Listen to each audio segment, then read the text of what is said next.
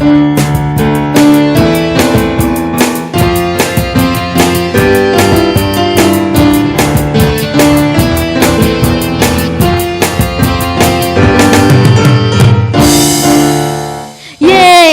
datang kembali ke Tin GKY Medan. Semoga teman-teman tetap semangat dalam memuji Tuhan dan tidak pernah bosan ya lihat-lihat kita terus. Mari bersama kita angkat satu pujian, Benteng Hidupku. Kau kekuatanku, penopang hidupku, panji keselamatan. Kau buktikan kasih setiamu, benteng hidupku. Tak akan ku takut, sebab ku tahu kau besertaku. Yesus, jaminan hidupku.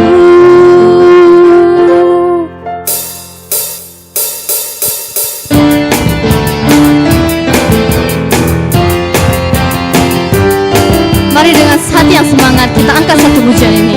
Kita katakan berjalan bersamamu Tuhan. Berjalan bersamamu, tak akan ku gentar. Tanganmu menopangku, jalani kehidupan.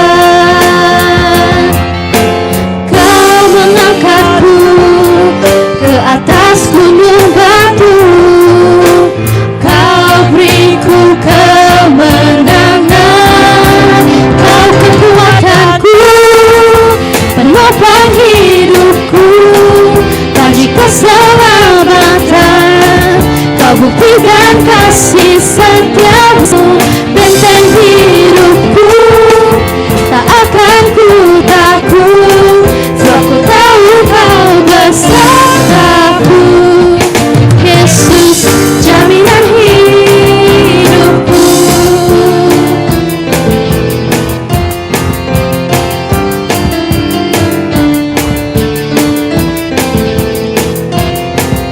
Berjalan bersama, berjalan bersamamu,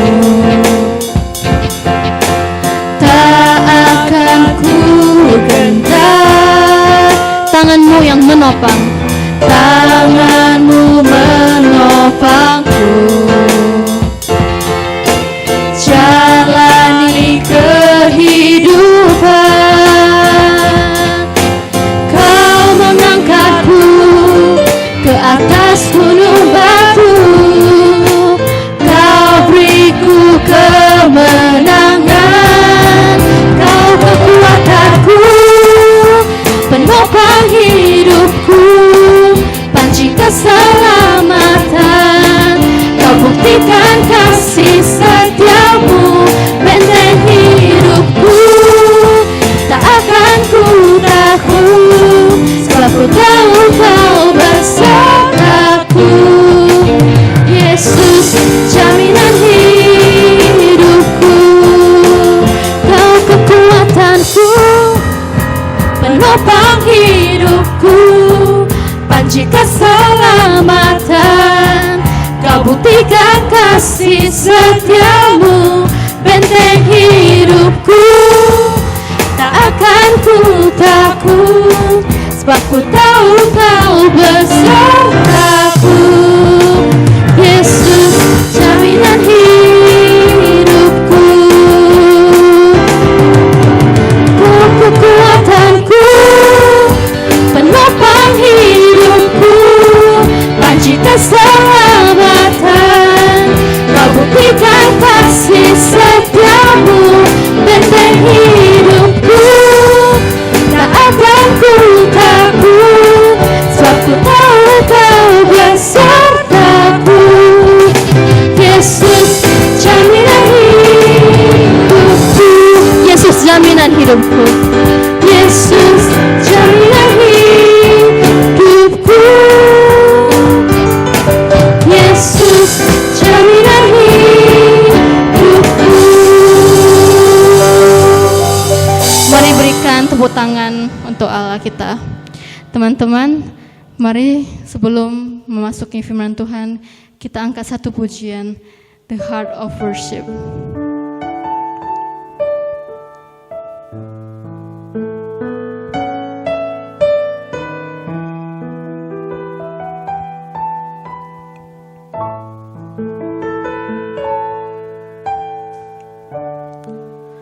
When the music fades, all is stripped away, and I simply come,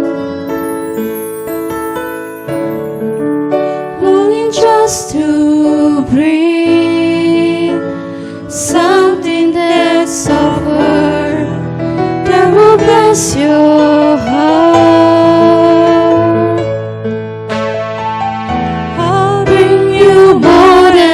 Song, for a song in itself is not what you have required. You search much deeper within, through the way things appear. You looking into my heart. I'm coming back to the heart of worship, and it's all about you. It's all about you, Jesus.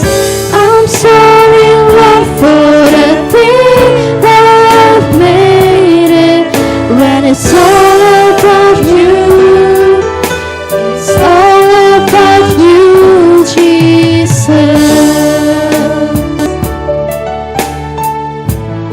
King of endless word.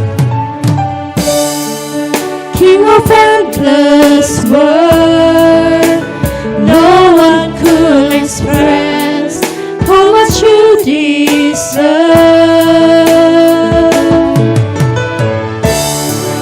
Now I'm in and more. All I have is yours. Every single breath.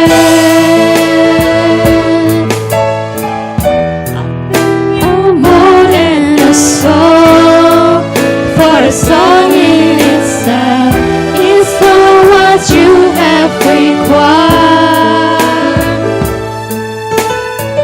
You search much deeper within, through the way things appear. You looking into my heart. I'm coming back to the heart of worship. It's all about you. It's all about you, Jesus. I'm so in love for the thing I've made it. When it's all about you, it's all about you, Jesus. I'm coming back to the heart of worship.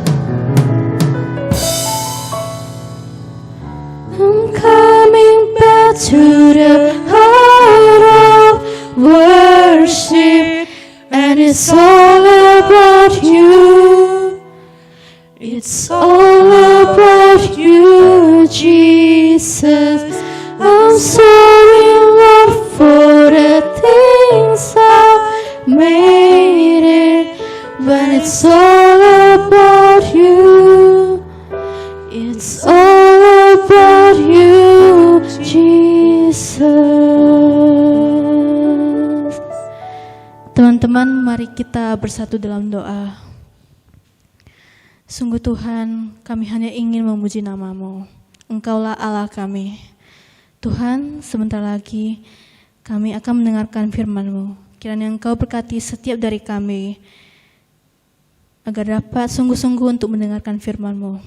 Berkatilah kami, agar kami juga bukan hanya dapat mendengarkan firman, tapi juga dapat melakukannya dalam kehidupan kami. Terima kasih ya Tuhan, dalam nama Tuhan Yesus kami telah berdoa. Amin.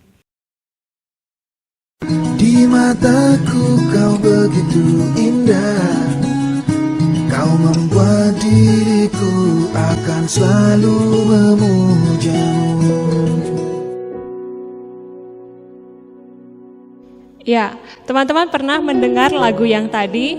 Nah, lagu itu pernah booming kira-kira waktu saya SMA. Sudah lama sekali ya. Kira-kira 10 tahun yang lalu lagu itu begitu booming. Judulnya Sempurna. Coba teman-teman bayangkan bagaimana seandainya kalau ada orang yang menyanyikan lagu itu untuk kamu. Iya, misalnya kan ada orang nyanyi Aini kau begitu sempurna, misalnya gitu kan. Gantilah dengan namamu sendiri. Bagaimana perasaan teman-teman kalau ada yang mengatakan seperti itu? Nah, mungkin ya kira-kira kalau ada orang yang lagi bucin, pasti akan wah seperti terbang ke awan-awan ke langit yang ketujuh, atau mungkin kelepek-kelepek gitu ya. Tapi kalau ada orang yang memang lagi tidak bucin, mungkin pasti akan beranggapan seperti ini. Alah, sempurna apanya? Gombal kali gitu ya. Mana ada orang yang sempurna di dunia ini? Dasar gombal, kan? Ya memang teman-teman, tidak ada yang sempurna di dunia ini. Kesempurnaan hanya milik Tuhan, benar nggak? Kita pasti setuju dengan kalimat itu, benar nggak? Bahwa yang sempurna di dunia ini kayaknya hanya milik Tuhan ya. Kalau manusia mau dituntut untuk sempurna tanpa cacat celah, rasanya sangat sulit bahkan mustahil. Tapi ada yang aneh teman-teman. Hari ini kita akan bahas satu tema yang judulnya A Perfect Disciple. Ini diambil dari perenungan firman Tuhan yang tertulis di dalam Matius 5 ayat 48. Bunyi ayat itu seperti ini. Karena itu haruslah kamu sempurna, sama seperti Bapamu yang di sorga adalah sempurna. Apa yang dimaksudkan oleh Yesus dengan mengatakan ayat ini? Kita disuruh untuk menjadi sempurna, sama seperti Bapa di sorga adalah sempurna. Kalau tadi secara umum kita katakan kesempurnaan itu hanya milik Tuhan, sekarang Yesus sendiri menuntut kita untuk menjadi sempurna, sama seperti Tuhan, sama seperti Bapa di sorga yang adalah sempurna. Memangnya kita mungkin bisa jadi sempurna? Kayaknya memang sangat sulit dan hampir mustahil ya untuk jadi sempurna. Nah, tidak usah jauh-jauh, mari kita lihat saja contohnya dalam kisah Selin yang sudah 10 episode ini. Dia saja berulang kali gagal untuk menjadi seorang murid. Waktu dia sudah belajar mencoba untuk bisa jadi murid yang lemah lembut, tahu-tahu ketika pelajaran tentang seorang murid yang suci hatinya, dia masih gagal untuk menjadi orang yang suci hatinya. Ketika dia sudah mulai bisa belajar untuk jadi orang yang suci hatinya, belajar untuk jadi murid yang pembawa damai, dia gagal lagi menjadi orang yang menjadi garam dunia. Dia masih bisa marah-marahin abang-abang di kafe itu, masih suka ngomel-ngomel kalau mamanya suruh cuci piring. Teman-teman lihat sendiri, bagaimana itu 10 episode doang, pasti banyak kegagalan dan kegagalan. Apakah ini bisa disebut dengan sempurna? Nah, bagaimana ceritanya dengan kehidupan kita yang sesungguhnya, yang akan kita jalani, yang sudah kita jalani sampai saat ini, dan akan kita jalani di hari-hari ke depan, yang mungkin akan bisa sampai ribuan episode panjangnya. Emangnya kita bisa untuk jadi sempurna seperti Bapa yang di sorga? Tapi kalau tidak bisa, kenapa Yesus memberi perintah supaya kita jadi sempurna? Kalau tidak mungkin, kenapa Yesus kasih perintah itu? Nah, mari kita pelajari lebih dalam apa yang dimaksudkan oleh Yesus ketika dia mengatakan hendaknya, harusnya kamu menjadi sempurna, sama seperti Bapa yang di sorga adalah sempurna. Nah, mari kita review lagi pelajaran yang telah kita pelajari sampai hari ini. Dalam masa-masa ini kita sudah belajar dan akan belajar terus dari khotbah Yesus di bukit yang tertulis di dalam Matius 5 sampai 7. Jadi Matius pasal 5 sampai 7 semua isinya adalah tentang khotbah Yesus di bukit. Nah, mari kita lihat gambaran besar dari khotbah Yesus di bukit ini. Matius 5 ayat 1 sampai 12 berisi tentang ucapan bahagia yang sudah kita bahas semuanya. Ucapan bahagia ini berisi tentang deskripsi karakter batiniah dari seorang murid, inner character dari seorang murid Kristus yang merupakan anggota dari kerajaan sorga. Nah, lalu di ayat 13 sampai 16 kita sudah belajar bagaimana murid-murid yang sudah belajar memiliki karakter batiniah itu di ayat 1 sampai 12 sekarang hidupnya memberi dampak bagi komunitas di lingkungannya dengan menjadi garam dan terang dunia. Lalu kemudian dilanjutkan dengan ayat 17 sampai 20. Nah, ayat 17 sampai 20 ini yang hari ini kita juga akan renungkan.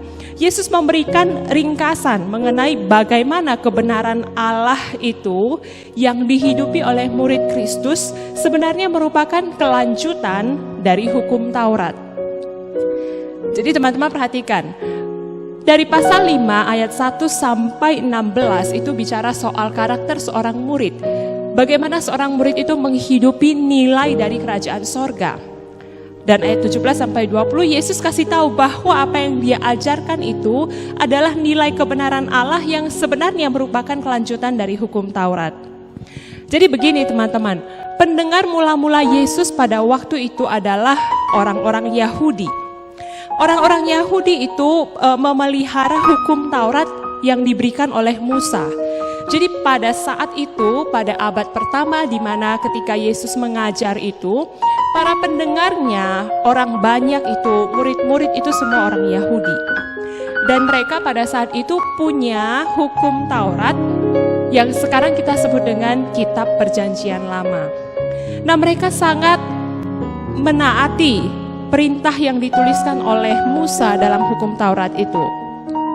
Nah, lalu ketika pendengar mula-mula mendengar ajaran Yesus, khususnya para guru agama Yahudi mereka, orang Farisi dan ahli Taurat itu, mungkin mereka mengira, ini apalagi yang diajarkan oleh si Yesus ini?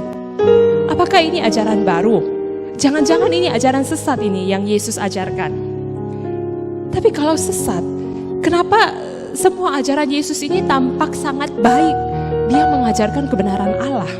Nah, lalu apa bedanya ajaran Yesus dengan ajaran para ahli Taurat dan guru agama Yahudi pada waktu itu? Nah, mereka pasti bertanya-tanya. Kalau Yesus katanya adalah anak Allah yang juga memelihara hukum Taurat, kenapa sekarang dia mengajarkan pengajaran yang tampak berbeda dengan apa yang mereka ketahui pada waktu itu? Nah, maka Yesus seperti seolah-olah memberikan klarifikasi, memberikan penjelasan di ayat 17 sampai 20 dengan berkata seperti ini. Teman-teman boleh sambil perhatikan dan boleh buka Alkitab juga ya. Dikatakan seperti ini, janganlah kamu menyangka bahwa aku datang untuk meniadakan hukum Taurat atau kitab para nabi. Aku datang bukan untuk meniadakannya, melainkan untuk menggenapinya. Karena aku berkata kepadamu, sesungguhnya selama belum lenyap langit dan bumi ini, satu iota atau satu titik pun tidak akan ditiadakan dari hukum Taurat sebelum semuanya terjadi.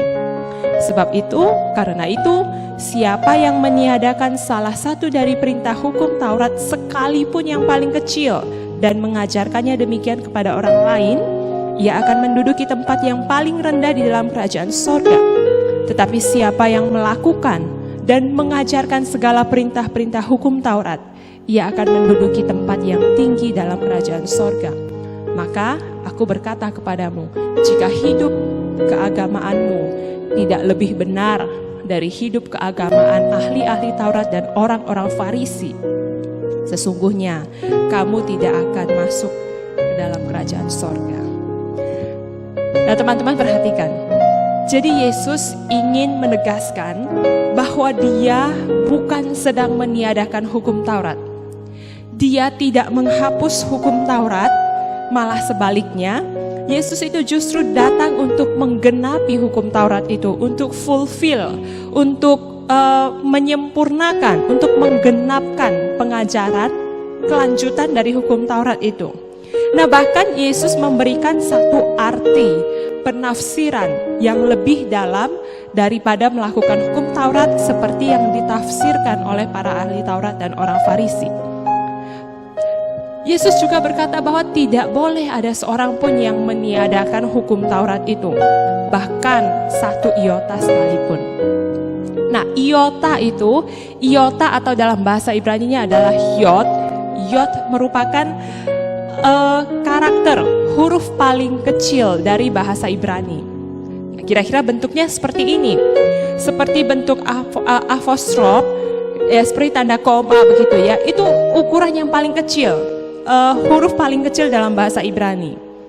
Dan artinya Yesus menegaskan bahwa apa yang tertulis di dalam hukum Taurat itu, apa yang tertulis di dalam perjanjian lama itu adalah firman Allah dan tidak boleh dikurang-kurangi.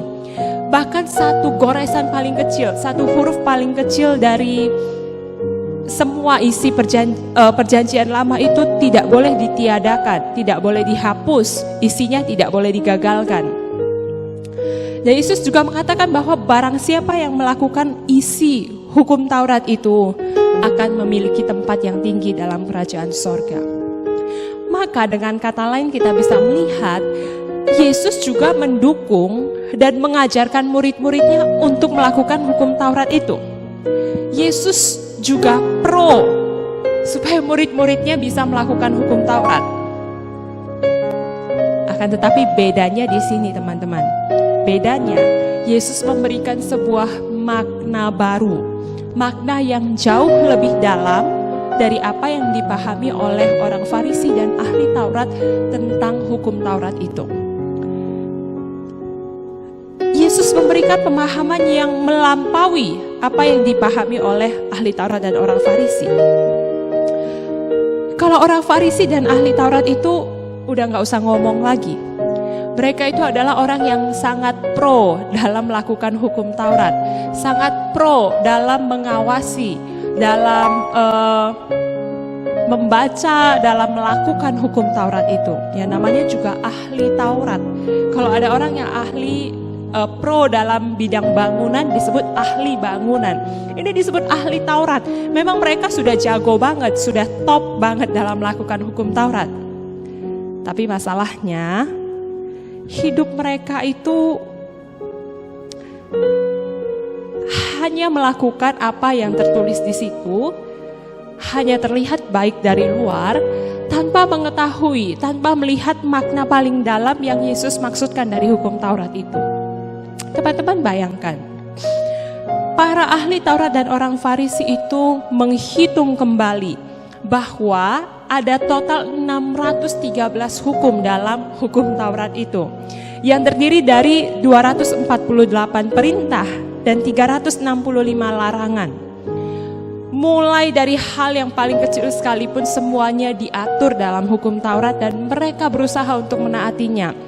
Mulai dari cara berpakaian, mulai dari rambut itu harus dicukur atau dipotong setiap kapan, dan sebagainya dan sebagainya. Dalam hal yang paling kecil, dalam hal yang paling detail sekalipun dalam hidup mereka, semua diatur. Bayangkan ada 613 hukum. Nah tapi masalahnya balik lagi teman-teman. Semua yang mereka lakukan itu hanya bersifat formalitas, hanya sesuatu yang terlihat dari luar, bersifat eksternal dan dangkal. Yesus mengajarkan sebuah kehidupan keagamaan yang lebih dalam dari yang dilakukan oleh orang Farisi dan ahli Taurat ini. Jangan salah paham, Yesus tidak sedang menyepelekan apa yang dilakukan oleh mereka. Ya iyalah, gila aja kan, mereka bisa melakukan 613 itu. Kita bisa nggak melakukan itu? Luar biasa bukan? Mereka itu bisa melakukan 613 hukum itu. Tetapi Yesus mengatakan begini, Dia menuntut kehidupan kebenaran yang lebih dalam dari yang dilakukan oleh ahli Taurat. Wow, ahli Taurat itu kurang apa lagi? Udah bisa melakukan sampai sebegitu banyak, tapi Yesus tuntut lebih dalam dari itu. Dan Yesus berkata tadi, jika hidup keagamaanmu tidak lebih benar daripada hidup keagamaan ahli-ahli Taurat dan orang-orang Farisi, sesungguhnya kamu juga tidak akan masuk ke dalam kerajaan sorga. orang Farisi hanya melakukan apa yang terlihat baik dari luar. Yesus sebenarnya ingin menekankan bahwa kita sebagai murid Yesus harus melakukan kehidupan keagamaan yang sifatnya dari dalam keluar. Hal ini sudah berulang-ulang kali ditekankan ketika Yesus menyampaikan khotbah ucapan bahagia yang sebelum-sebelumnya. Jadi sebenarnya harus dimulai dari dalam dulu, lalu tindakan itu bisa terlihat nyata keluar. Kalau yang di dalam benar, kalau dari dalam sudah benar, tapi tidak ada action keluar, itu sama aja bohong. Benar nggak? Sebaliknya, kalau dari luar benar, dari luar kelihatan baik, tapi dari dalamnya busuk tidak baik, itu namanya pakai topeng. Ini yang dilakukan oleh ahli Taurat dan orang Farisi. Yesus menuntut kehidupan keagamaan yang lebih benar, yang lebih dalam. Itu maksudnya adalah dari dalam baik, dari dalam benar, dan keluar. Outputnya keluar juga harus baik dan benar. Nah, sebenarnya bagaimana secara rinci, bagaimana kebenaran, kehidupan kebenaran yang diajarkan, yang dituntut oleh Yesus itu? Di Yesus memberikan tafsiran yang lebih mendalam dari hukum Taurat. Kita akan pelajari karakter-karakter ini, hukum Taurat yang menyangkut relasi dengan manusia ini satu persatu di minggu-minggu yang akan datang. Maka lebih lanjut di ayat 21 sampai 47 kita bisa melihat selanjutnya Yesus memaparkan, ini yang aku maksudkan dengan kehidupan kebenaran yang lebih dalam daripada yang dilakukan oleh orang Farisi. Di ayat 21 sampai 26 Yesus membahas tentang hukum Taurat jangan membunuh. Apa yang dimaksudkan oleh Yesus dengan jangan membunuh berbeda dengan apa yang dipahami oleh ahli Taurat itu. Nanti kita akan bahas di minggu-minggu yang akan datang. Di ayat 27 sampai 32 Yesus membahas tentang hukum jangan berzina. Ayat 33 sampai 37 Yesus membahas tentang hukum jangan mengucapkan saksi dusta. 38 sampai 42 Yesus membahas tentang pembalasan, bagaimana seharusnya kita memperlakukan orang lain. Dan ayat 43 sampai 47 Yesus mengajarkan tentang hukum kasih. Itu semuanya menyangkut relasi dengan orang lain yang akan Yesus ajarkan kepada murid-muridnya. Jadi Yesus mengajarkan sebuah kehidupan keagamaan yang lebih dalam dari apa yang dipahami dan dilakukan oleh orang Farisi. Oleh sebab itu kelanjutannya paling akhir di ayat 48 Yesus menutupnya dengan berkata, karena itu harusnya kamu sempurna. Karena itu haruslah kamu sempurna, sama seperti Bapamu yang di sorga adalah sempurna. Artinya kita dituntut untuk bisa melakukan kehidupan keagamaan yang sempurna, yang dari dalam keluar. Sempurna dalam ayat ini artinya adalah lengkap, tidak kekurangan suatu apapun. Tapi sempurna dalam ayat ini bukan berarti bahwa kita itu 100% terbebas dari dosa, jadi orang yang hidupnya tanpa dosa. Karena sudah jelas tidak mungkin kita hidup tanpa dosa. Dari lahir pun kita sudah disebut manusia berdosa karena kita sudah punya natur dosa itu.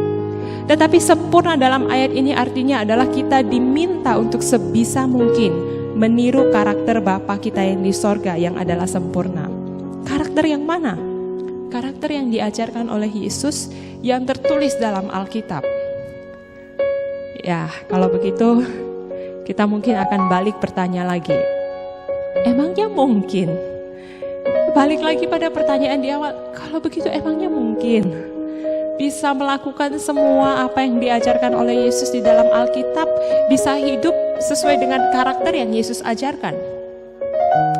Ya, jawabannya sudah jelas tidak mungkin, teman-teman. Sampai kapanpun kita tidak mungkin bisa sempurna seperti yang dituntut oleh Yesus. Itu sudah jelas. Tapi ada kabar baik bagi kita.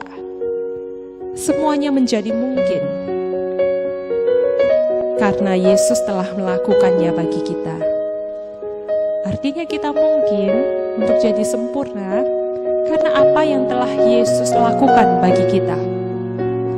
Di ayat 17 tadi Yesus berkata bahwa Dia datang untuk menggenapi hukum Taurat itu. Yesus sudah melakukan, sudah memenuhi hukum Taurat itu. Dia sudah menghidupi kebenaran Allah itu dengan sempurna.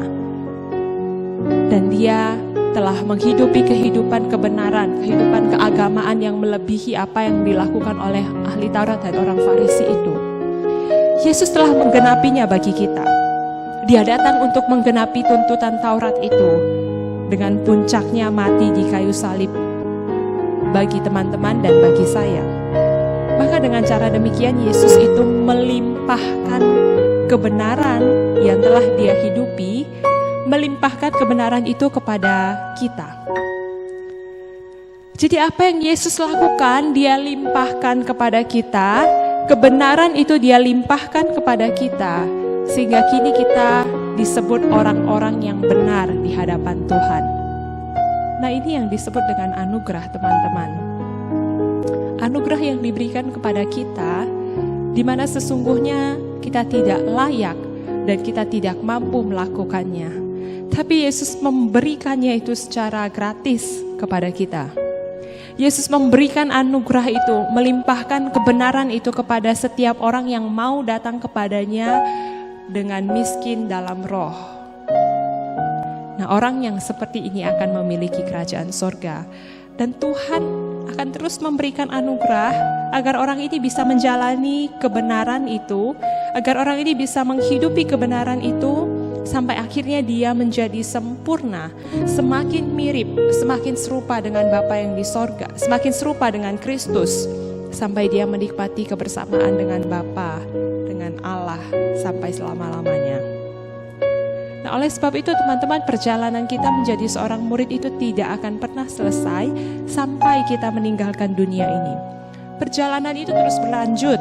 Kita berjalan dengan tujuan supaya kita bisa semakin sempurna, semakin serupa dengan gambaran Kristus. Jadi kita belajar terus untuk semakin bergantung pada anugerah Tuhan, untuk semakin bertumbuh. Kalau kita jatuh, kita bangun lagi. Dan semua adalah perjalanan anugerah. Dan tidak ada kata tamat, tidak ada kata selesai sebelum kita menyelesaikan hidup kita di dunia ini.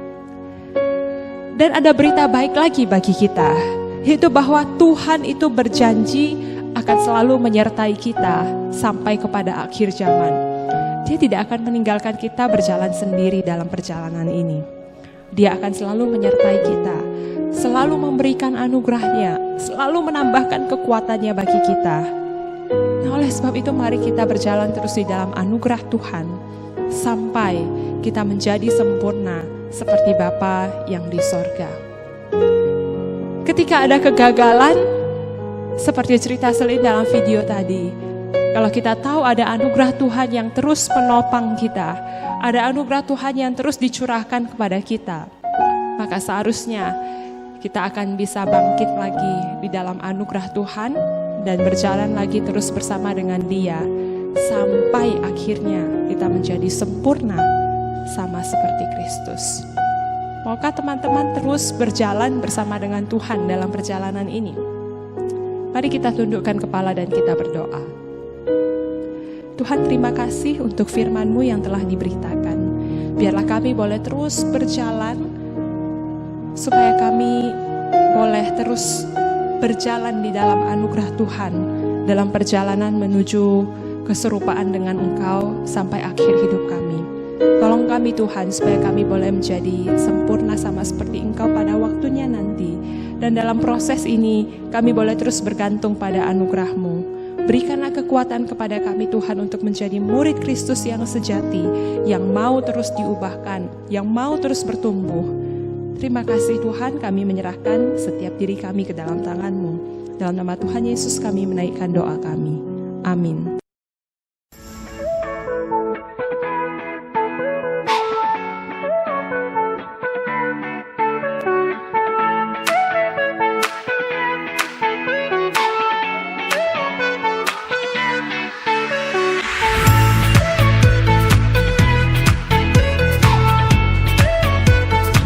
Bapak dan Ibu yang terhormat, kita telah mendarat di Bandar Udara Internasional Kuala Namu.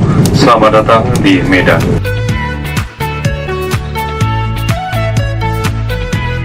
1 hour later.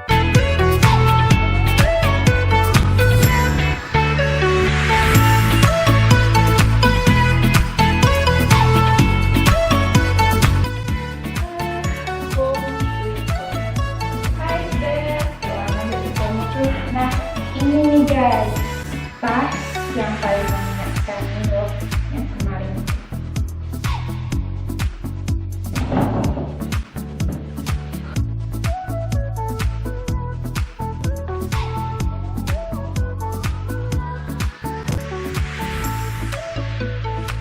Kaos oblong yang gagal setrika oleh Selin tadi.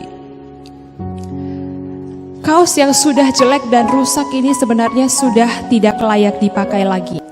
Kaos rusak ini sangat membutuhkan belas kasihan dari tangan orang untuk memperbaikinya menjadi sesuatu yang indah. Mari kita lihat apa yang bisa dilakukan dengan kaos oblong yang bolong ini. Coba lihat. Pada akhirnya, kaos ini menjadi tas yang indah.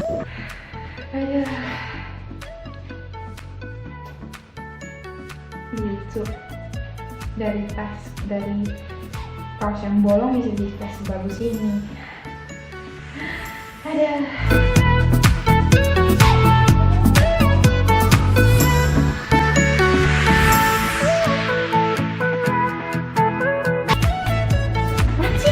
Gitu dong sedih weh. Lebay banget sih jadi orang. Aduh, mendingan aku yang buat. Nah, ini tas yang kemarin. Nah, relate kan? Fix nih. Aku bakalan buat video tentang ini.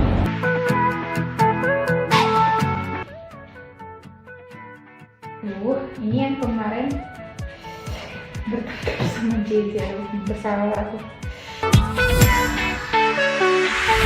Emang lu bisa bahasa Korea? Apa? Ibunya Teo. 기분이 좋아요. Apa lu? Aku nggak bisa kan? Aku juara sekolah atau nggak juara sekolah umum. Aku juara ini. Lu pikir aku jadi YouTuber? Aku nggak pintar. Aku juga juara satu loh. Sekampung. Dia lebih hebat. Aku lebih hebat. Aku lebih hebat. Itu jangan ngaco ya. Aku lebih hebat. Aku lebih hebat. Aku. 3 hours later.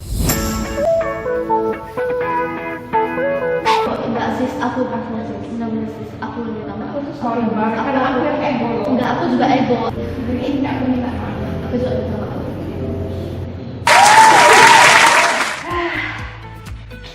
Tapi aku belajar sih. Ya, lemah lembut. Oh, lucu ini. Ya. Ini yang mukbang.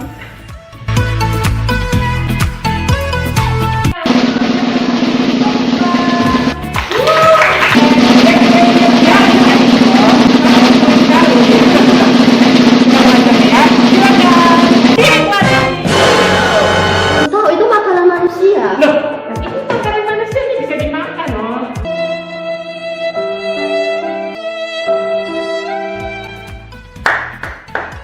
Aduh, mukbang sayur, astaga. Ya, tapi memang sih pelajaran yang didapat itu memang ya, kepuasan itu hanya dapat kita dapatkan dari Tuhan. Mukbang.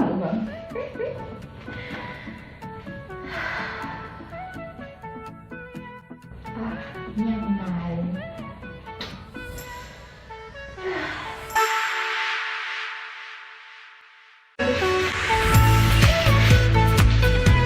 Kayaknya masih kurang.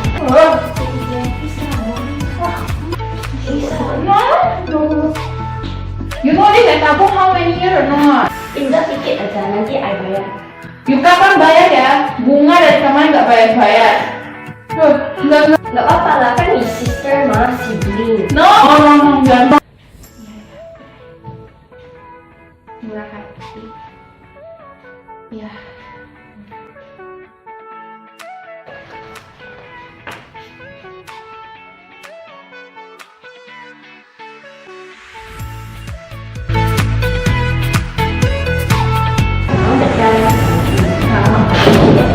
About my sister, she can actually so early.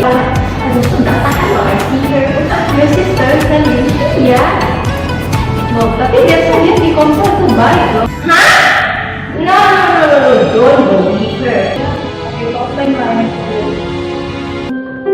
Tuhan, ampuni aku kalau aku sudah jadi orang yang munafik di depan orang Komsel. Hanya karena aku ingin terlihat baik di depan mereka.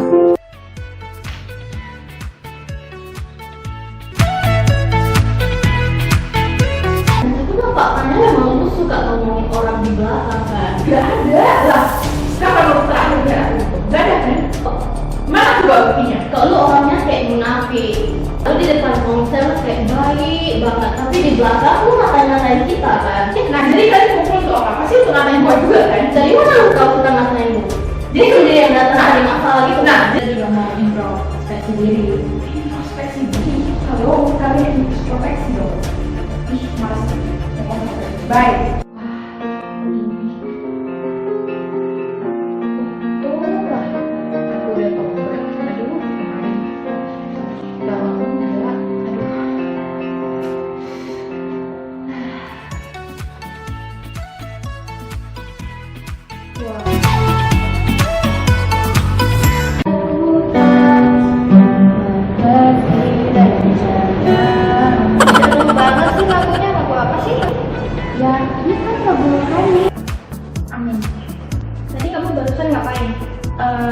Ya aku barusan doa.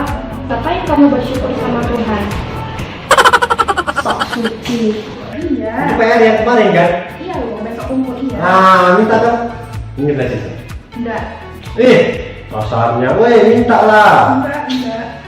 Masa gitu aja gak bisa, cuma kurang saya 1 halaman. Mentang-mentang lu pengurus gereja, mentang-mentang sok suci lu kayak gini, ha?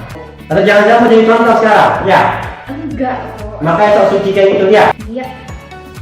Sudah. Why the story like that? So creepy kan? Lina ada post story, lihat yuk. Ih, kok gini sih posannya? Dia kayak sok suci banget, tau gak sih? Makanya, kayak pos-pos yang gereja-gereja gitu. Ini sakit sih kemarin rasanya di EZ. Kayak pedih. Tapi ya, gimana ya? Udah diajarin harus rela menderita karena kebenaran. Benar-benar bagus nih.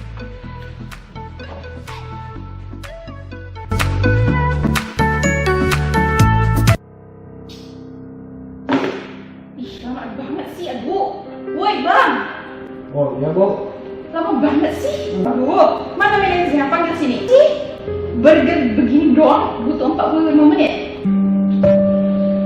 Aduh, Bapak yang tadi itu parah, masa saya dimarahin. Pakai kalung salib pula tuh, aduh. Kita akan belajar kata baru. Nah, yaitu Kuan Shu yang artinya mengampuni. Kuan Shu. Kuangsu. Bukan Kuan. Aduh, apa sih? Ini gampang doang kok kamu gak bisa baca sih? Kamu sabar dong ngajarin aku. Sabar, susah banget sih, satu kata aja gak bisa. Erin, gak lagi mami lagi nyuci piring ya? Kasih, sini bantu mami sini. Bentar, ayo cepet. Bentar lah, jangan main game terus ya, kali ya mami gak suka ya. Ayo sini bantu mami sekali. Aduh, sibuk banget sih, bentar dong. Kemarin hal-hal kecil pun aku udah gak jadi garam dunia. Aku maulah coba belajar lebih sabar lagi. Tapi gak apa-apa lah, belajar ya. Jadi terang.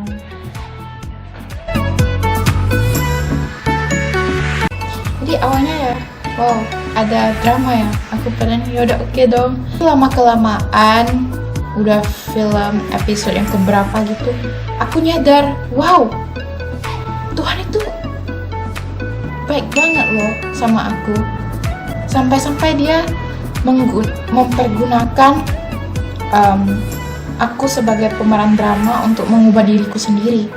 Yang scene-scene di drama itu ngehit kali loh sama aku. Dan pas itu aku nangis itu benar-benar karena aku kena. Aku rasa bersyukur banget dapat kesempatan ini.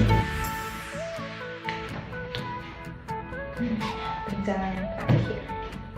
Perfect disciple.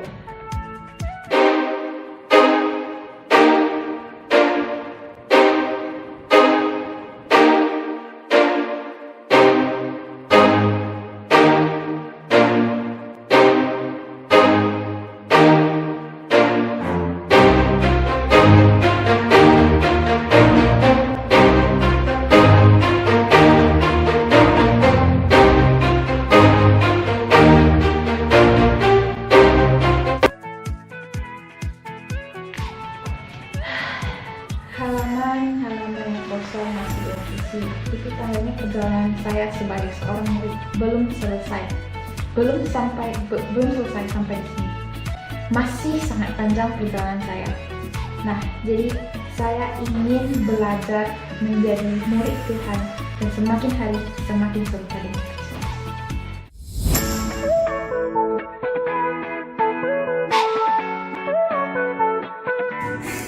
Kira-kira aku juga gak punya waktu malas sama kalian di sini. Bye.